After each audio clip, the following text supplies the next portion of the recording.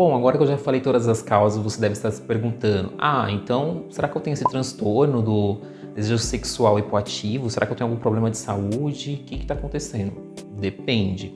É aí que entra os critérios para a gente trabalhar melhor isso. Primeiro a gente tem que verificar se essa falta de libido é geral, com todas as pessoas, com todas as situações, ou é uma coisa situacional, específica, pontual. Por exemplo, eu tenho um problema só com meu parceiro, eu não sinto tesão por ele, mas eu sinto por outros homens, por outras mulheres, outras pessoas.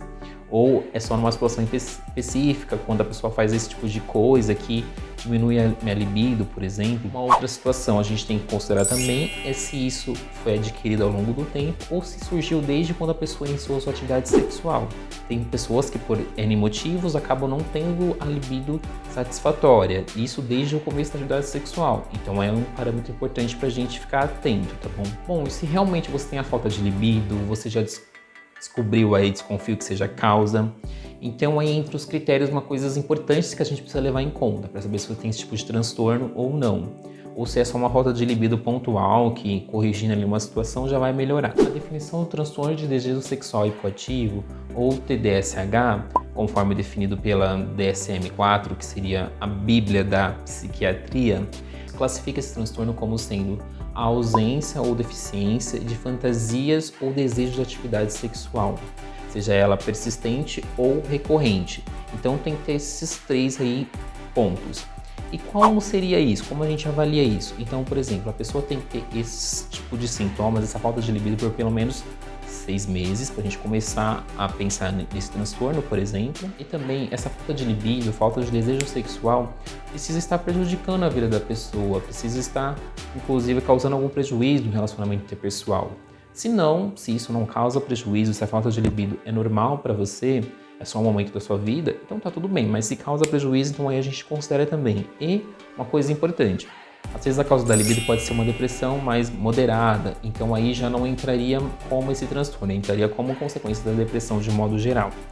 E também, para a gente classificar esse transtorno e tudo, a gente precisa afastar as causas orgânicas, conforme eu já falei aqui das doenças e dos medicamentos, então a gente tem que afastar primeiro essas.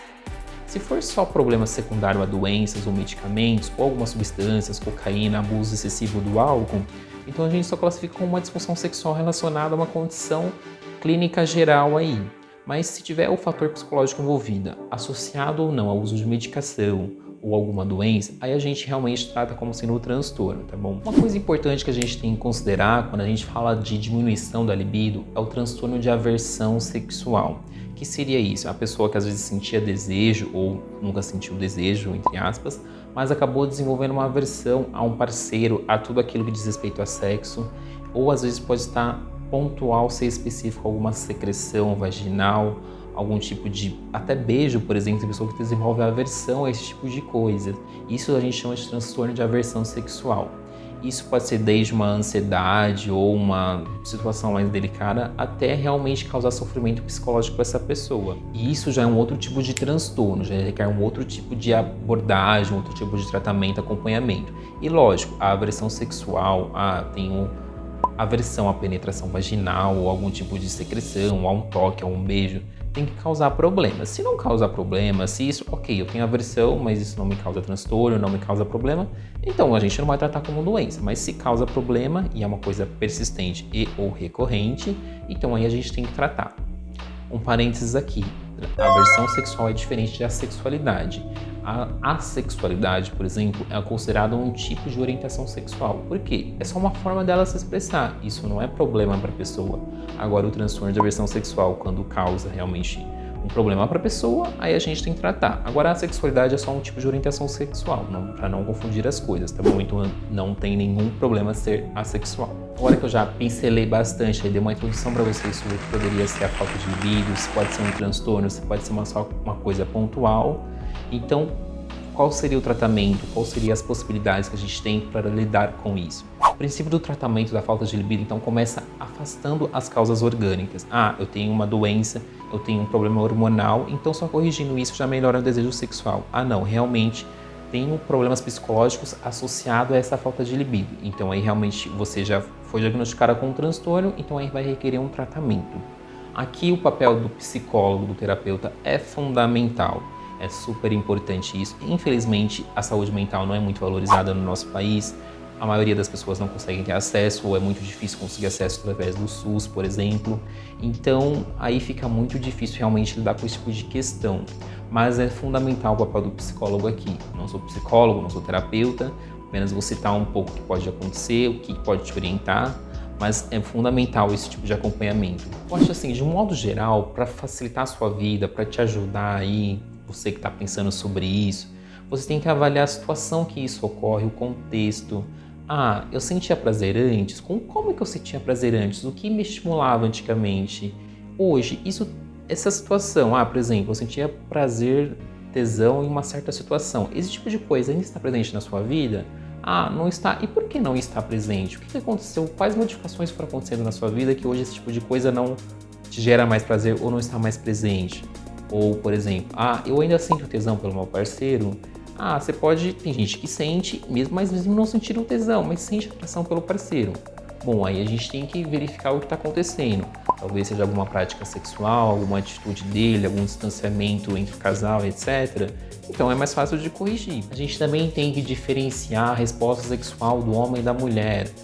Então convém entender esses aspectos, convém entender as frustrações que está ocasionando, convém entender as expectativas que a pessoa tem em relação ao sexo. Às vezes a pessoa tem uma hiper expectativa ou expectativas irreais, baseadas em coisas que ela vê, que ela ouve.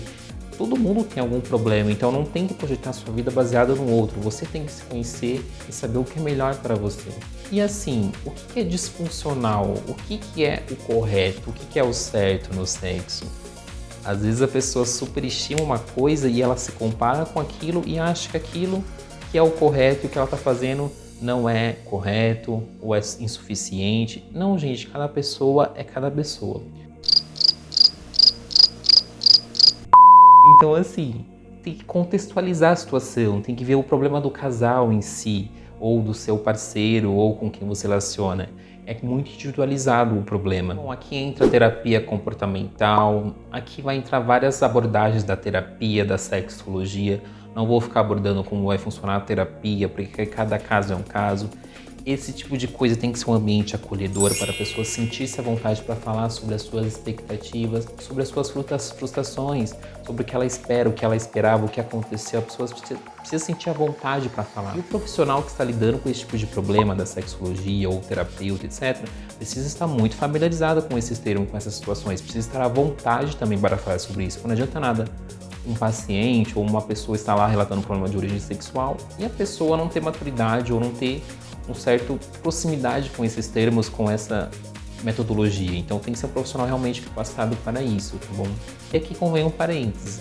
Não é porque você tem uma vida sexual muito boa ou muito intensa ou viveu várias experiências sexuais que você vai sair por aí dando conselhos, dando informações ou inclusive lucrando com isso, se passando por sexólogo. Não, isso daí exige uma formação específica. Às vezes alguma coisa funciona para mim que não vai funcionar para você. Bom, é só para falar um pouco aqui do que poderia ajudar junto com a terapia, junto com o tratamento psicológico, alguns medicamentos, por exemplo. Se for uma situação que gera muita ansiedade, geralmente a pessoa fala, nossa, eu fico ansioso, o coração começa a disparar, começa a ter falta de ar, já fico tremendo. Tem pessoas que realmente têm esse tipo de coisa perante uma situação sexual quando ela não está muito confortável ou tem um pouco de falta de libido.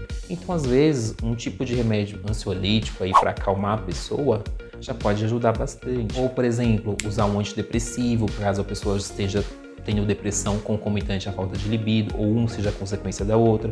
Só tomar cuidado porque o tratamento da depressão às vezes pode levar a um efeito colateral, então tem que ter sempre um acompanhamento correto, tá bom?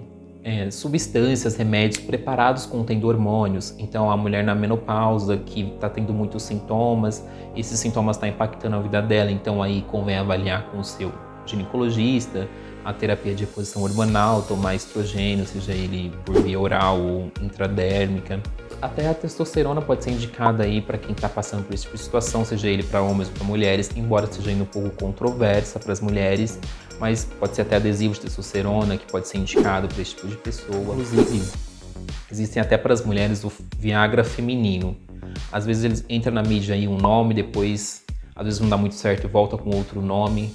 Ele tem mecanismo de ação central. Esse que o homem usa é mecanismo vasodilatador. Ele age vasodilatação, promovendo a ereção do pênis. Esse feminino, ele age no cérebro, estimulando receptores de dopamina e estimulando o desejo sexual.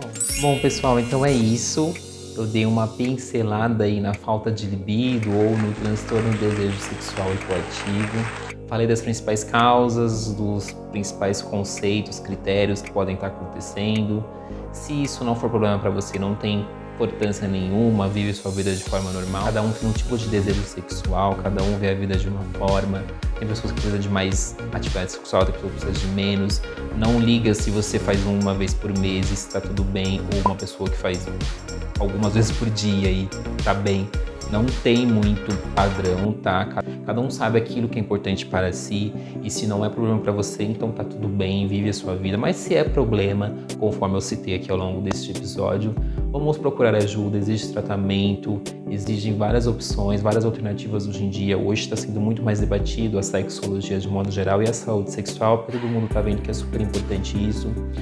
Eu sei que a gente está num momento de pandemia, em que as coisas estão muito mais difíceis, problemas financeiros, psicológicos, emocionais, relacionamentos, está tudo muito mais difícil, tá bom?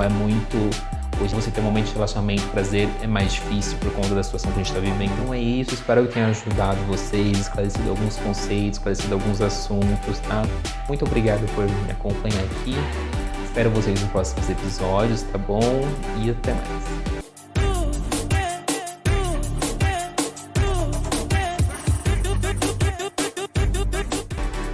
Vocês acharam da minha produção hoje, se vocês gostaram dessa peruca. Fazia tempo, eu acho que eu nunca gravei de peruca aqui no canal. Nossa, eu não lembro de verdade, assim, gravar vídeo inteiro, assim. Acho que foi só de maquiagem que eu fiz, enfim. Postem se vocês gostaram, se vocês não gostaram. Deu muito trabalho fazer esse vídeo, porque é a primeira vez que eu gravei, tipo, leva 1 hora pra fazer vídeos, assim, ou mais. O som não tinha saído, ficou mudo o vídeo, ficou horrível. Ou seja, não tinha som, não tinha nem como postar. Aí eu falei, não, vou ter que postar de novo. Aí eu falei, não, vou ter que fazer de novo, né? E já são 5 horas da manhã, o horário que eu tô gravando. Os vizinhos daqui a pouco vão reclamar de mim.